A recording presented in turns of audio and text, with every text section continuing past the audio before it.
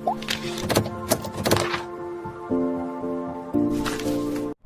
Students, welcome to Aaradhya classes at CTM. આજે આપણે chapter 11માં બળ અને દબાણ એ ચેપ્ટર ચાલી રહ્યું છે, જેનો આજે આપણે પાર્ટ 3 જોઈશું.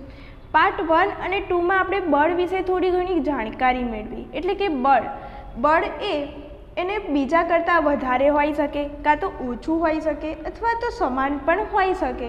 બરાબર, એના વિશે આપણે જોયું હતું. પછી બીજું શું જોયું હતું કે બળની માત્રા એ તેના મૂલ્ય વડે દર્શાવવામાં આવે છે.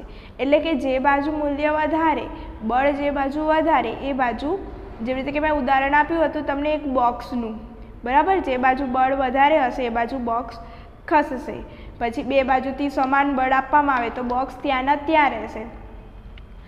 એક જ બાજુથી બે બળ આપવામાં આવે તો તેમાં ઉમેરો થાય, વિરુદ્ધ દિશામાં હોય તો તેનો તફાવત થાય, એટલે કે બાદબાકી થાય. એ બધું આપણે પાર્ટ 1 અને 2માં જોઈ ગયા. જો ના જોયું હોય તો જઈને પહેલાં એ બે પાર્ટ જોજો, એના પછી જ આ પાર્ટ જોજો તો તમને બધું ખબર પડશે. હવે આજે આપણે થોડું બળ આપણે જોયું કે બળથી તેના શું થાય છે કે બળ ઓછું પણ હોય, વધારે પણ હોય, બરાબર, એ દિશા બદલે છે. પછી બળથી બીજું શું થાય છે તો કે બળ એ પદાર્થની ગતિની અવસ્થા બદલી શકે છે. કેવી રીતે? ચલો જોઈએ તો કે બળ એ પદાર્થની ગતિની અવસ્થા એટલે શું? ગતિની અવસ્થા બદલી શકે છે. બદલી શકે એટલે ક્વેશ્ચન પૂછે છે આપણને કે શું એ બળ એ પદાર્થની ગતિની અવસ્થા બદલી શકે? કેવી રીતે? કે જેવી રીતે કે હું તમને એક ઉદાહરણ આપું કે આ એક તળિયું છે, બરાબર, એના પર મેં આ એક બોલ મૂક્યો છે. બીજા પેનથી લઈએ એટલે આપણે તમને ખબર પડે. જો આ એક બોલ મૂકેલો છે, બરાબર, ચાલે, ગોળ ના બને તો, બરાબર. હવે આ બોર્ડને તમે અહીંયાથી ધક્કો મારો તો એ શું થશે? રગડતો આવશે, ગોળ ગોળ ફરતો જશે, બરાબર, આમ. પછી કોઈક એવી જગ્યાએ શું થશે? એની ઝડપ ધીમી પડી જશે. શું થઈ જશે? તેની ઝડપ ધીમી થઈ જશે અને સહેજ થોડે દૂર આવીને પછી એ શું થઈ જશે? સ્ટોપ થઈ જશે, બરાબર. જ્યારે એને ધક્કો મારો છો તો આ ઝડપી ગતિ કરવા લાગે છે એકદમ, બરાબર. પછી જેમ આગળ જશે એમ દડો શું થશે? ધીમો થશે અને ધીમે રહીને પછી શું થઈ જશે? સ્ટોપ થઈ જશે, બરાબર. તો આ શું થઈ? ગતિની અવસ્થા બદલાઈ. પહેલાં ઝડપી હતો, પછી ધીમો થયો અને પછી સ્ટોપ થઈ ગયો, બરાબર. પછી જો આગળ હવે ફરીથી એને ધક્કો મારીએ તો શું થશે? ફરીથી ગતિમાં આવશે, બરાબર. ફરીથી એને ધક્કો મારીશું તો આવી રીતે ફરીથી ગતિમાં આવશે. હવે એ ગતિ જ્યારે કરતો હશે, ઝડપી ગતિ, ત્યારે આપણે અહીંયા એક હાથ કે કંઈ પણ અવરોધ મૂકી દઈશું તો શું થશે? એની દિશા શું થશે? બદલાઈ જશે. એ અથડાઈને ક્યાં આવી જશે? આમ જતું રહેશે, કાં તો આમ જતું રહેશે, બરાબર. સીધો ને સીધો જશે? ના, નહીં જાય, બરાબર. તો આવી રીતે શું થાય છે? તેની ગતિની અવસ્થા બદલાય છે. પહેલાં કેવો હતો? ઝડપી હતો, પછી ધીમે ધીમે કેવો થયો? ધીમો થયો, પછી સ્ટોપ થઈ ગયો, પછી ફરીથી એના ઉપર બળ આપવામાં આવ્યું તો ફરીથી એ ઝડપી બન્યો. તો આવી રીતે બળ આપતા ગતિની અવસ્થામાં પણ શું થાય છે? બદલાવ થાય છે. ચલો હું તમને બીજા કંઈક વધારાના ઉદાહરણ આપું કે ફૂટબોલ રમતા તો તમે ટીવીમાં બધાને જોયા જ હશે, બરાબર. તો જે ફૂટબોલર હોય છે એ પહેલાં બોલ અહીંયા હોય, બરાબર, પછી એને પગથી આમ શું કરે? કિક મારે. પેલો સામે જાળી હોય ને, એ જાળીમાં ગોલ કરવો હોય તો શું કરે? એને પહેલાં કિક મારે. તો પહેલાં જ્યારે આ જમીન ઉપર ખાલી બોલ આમ પડી રહ્યો છે ત્યારે એ કઈ અવસ્થામાં હશે? શૂન્ય. તેની ઝડપ કેટલી હશે? શૂન્ય. કેમ કે ત્યાં કેવું પડ્યું છે? એકદમ સ્થિર પડી રહ્યું છે. જેવું એને અહીંયાથી બહારથી બળ આપવામાં આવ્યું, એટલે પગથી કિક મારવામાં આવી, બરાબર, તો એના પર બળ લાગ્યું અને એ બળ લાગ્યું જેના કારણે તે શું આવ્યો? ગતિમાં આવ્યો, બરાબર. હવે અહીંયા જે અહીંયા હોય છે એ ગોલકીપર બેઠો હોય છે, બરાબર. પેનલ્ટી કિક મારી, બરાબર, ત્યારે શું હોય છે કે તે ગોલકીપર અહીંયા ગોલ બચાવવા. હવે એ ગોલકીપર શું કરે છે, જ્યારે આને લાત મારી એટલે આ ગતિમાં આવ્યો એટલે આમ ગયો, પછી અહીંયા જે ગોલકીપર હોય એ બંને હાથથી આમ રોકશે બોલને, ખબર, કાં તો આમ ધક્કો મારશે કાં તો આમ પકડી લેશે. તો પછી ફરીથી એની અવસ્થા કેવી થઈ ગઈ, શૂન્ય થઈ ગઈ, અથવા એની ઝડપ કેવી થઈ ગઈ, ધીમી થઈ ગઈ. બરાબર. તો બોલ ફટકારતા પહેલાં, બરાબર, તે કેવી અવસ્થામાં હોય છે, શૂન્ય અવસ્થામાં હોય છે. હવે આવી રીતે શું થાય છે, અને જો ગોલકીપરને આમ બોલ આવ્યો અને આમ ધક્કો માર્યો તો શું એકને એ જ દિશામાં આમ જશે? ના, કોઈ બી દિશામાં, જે દિશામાં એને ધક્કો માર્યો એ દિશામાં જશે, એટલે કે એની દિશા પણ બદલાશે. તો આવી રીતે ગતિની અવસ્થામાં ફેરફાર થાય છે. એટલે કે બળ લગાડતા શું થાય છે, ઝડપમાં ફેરફાર થાય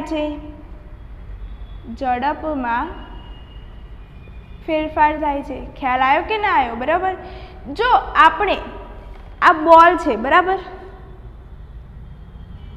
હવે આ બોલને હું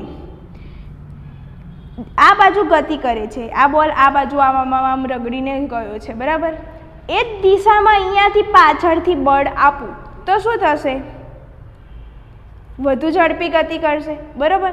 તો જો ગતિની દિશામાં જ બળ આપવામાં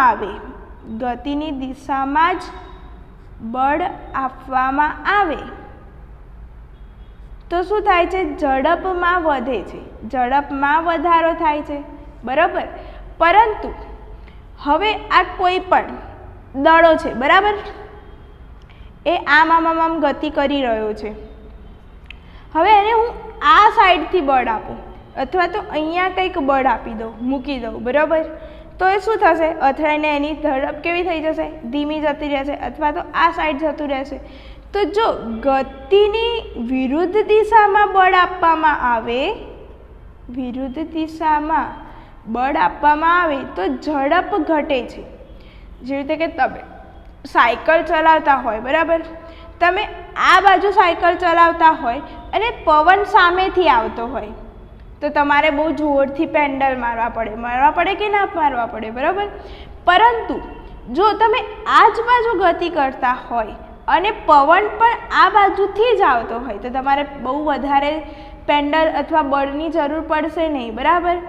શું થશે કે આ બાજુ સરળતાથી આ તમારા પેન્ડલ એની જાતે જ ઓટોમેટિક એટલું ઝડપમાં વધારો થઈ જશે. બરાબર.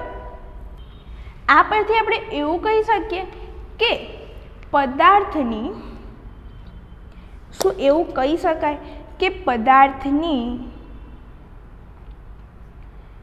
ઝડપ કે દિશા કે બંને બદલાય. બરાબર. કાં તો ઝડપ બદલાય, કાં દિશા બદલાય, કે બંને બદલાય ત્યારે પદાર્થની ગતિની અવસ્થા બદલાય છે. કહી શકાય ભાઈ? હા, કહી શકાય. કેમ ના કહી શકાય? જો એની પદાર્થની ઝડપ કે દિશા કે બંને બદલાય તો ગતિની અવસ્થા પણ શું થાય છે? બદલાય છે. પદાર્થ પર લાગતું બળ એ પદાર્થની ગતિની અવસ્થામાં ફેરફાર કરે છે. એટલે એવું કહી શકાય કે બળ લગાડવાથી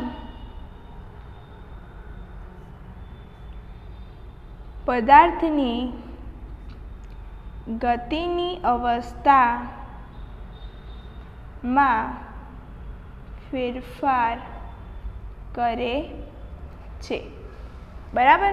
તો આટલી તમને ખબર પડી ગઈ. આ ટોપિકમાં શું હતું કે બળ એ પદાર્થની ગતિની અવસ્થા બદલી શકે છે. હા, તો આપણે થોડાક ઉદાહરણથી આપણે જોયું કે બળ લગાડવાથી ગતિની અવસ્થા શું થાય છે? બદલાય છે. પરંતુ ઘણી વખત કેવું થાય છે ખબર છે? બળ આપવાથી ગતિની અવસ્થા બદલાતી નથી. કેવી રીતે? જો ઉદાહરણ તરીકે તમને કહું કે તમે છે ને કોઈ ભારે બોક્સ પડ્યું છે, આ કોઈક ભારે બોક્સ છે, એમાં બહુ બધું સામાન પડ્યું છે. બરાબર. હવે તમે એને બહુ જ બધું બળ આપો છો, તમે બે હાથથી ધક્કો મારો છો, છતાં પણ તે ગતિમાં આવતો નથી, એટલે કે આ બોક્સ એ ગતિમાં આવતું નથી. પછી બીજું એક ઉદાહરણ જે તમને ખબર પડે કે બળ આપવાથી ગતિની અવસ્થા અમુક વાર ના આપી બદલાય, કે કોઈ દિવાલ છે, દિવાલ, આ શું છે? દિવાલ છે, બરાબર. તો આ દિવાલને તમે હાથથી ધક્કો મારો તો 2 જણાને લઈ આવો, 100 જણાને લઈ આવો, 5 જણાને, 10 જણાને, બધા 1 જણાથી ના થાય તો 10 જણા ભેગા થઈને ધક્કો મારો તો શું દિવાલ ખસશે? ખસશે ભાઈ? ના, નહીં ખસે, બરાબર. તો આવી રીતે શું કહી શકાય કે ઘણી વખત બળ આપવાથી પણ પદાર્થની ગતિની અવસ્થા બદલાતી નથી, બરાબર. તો આ વાત થઈ ગતિની અવસ્થા. હવે આપણે બીજું જોઈએ કે બળથી બીજું શું થઈ શકે છે. તો કે બળ આપવાથી પદાર્થની ગતિની અવસ્થા બદલાય, બરાબર, એની દિશા બદલાય. પછી બળ આપવાથી શું તેનો આકાર બદલાઈ શકે છે? ચલો, બીજું શું છે કે બળ આપવાથી આકાર બદલી શકે.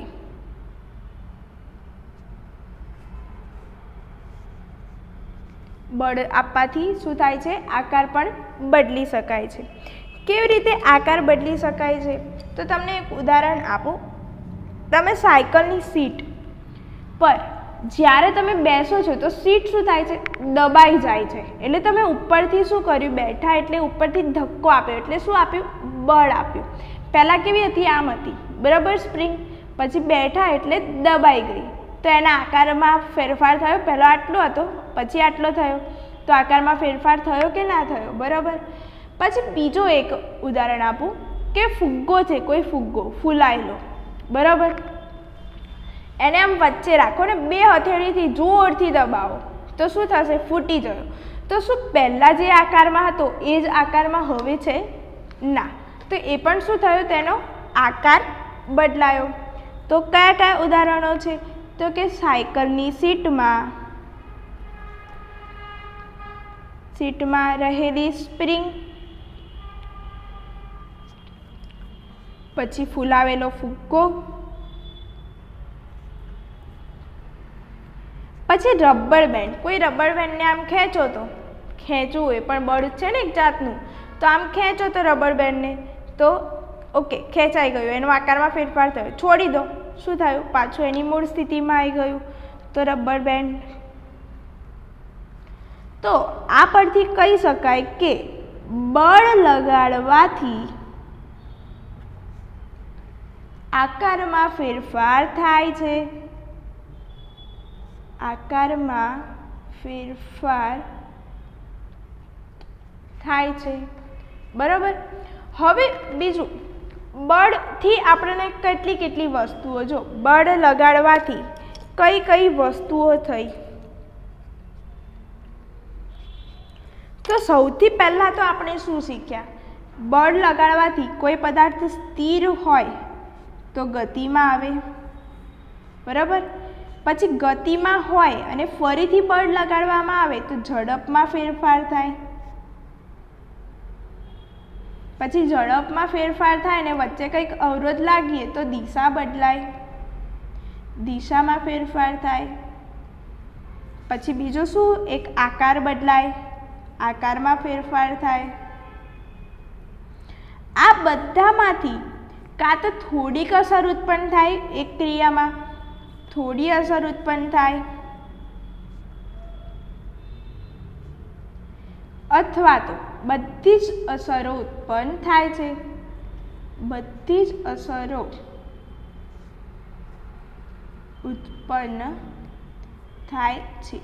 ચલો, આ બધી વાત થઈ ગઈ આપણે કે બળ લગાડવાથી કઈ વસ્તુઓ થાય છે, બળ લગાડવાથી શું ક્રિયા થાય છે, શું ફેરફાર થાય છે.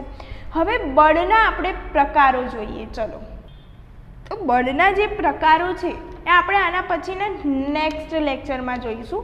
બળના જે પ્રકાર છે, બરાબર, એ આપણે આના પછીના બીજા લેક્ચરમાં જોઈશું. ત્યાં સુધી તમારે આ બધા જ લખવાનું પ્લાન છે, પ્લસ હું જે ક્વેશ્ચન આપું તમને એ ક્વેશ્ચન પણ લખવાના છે અને આનું રિવિઝન કરીને આટલે સુધી મોઢે કરવાનું છે.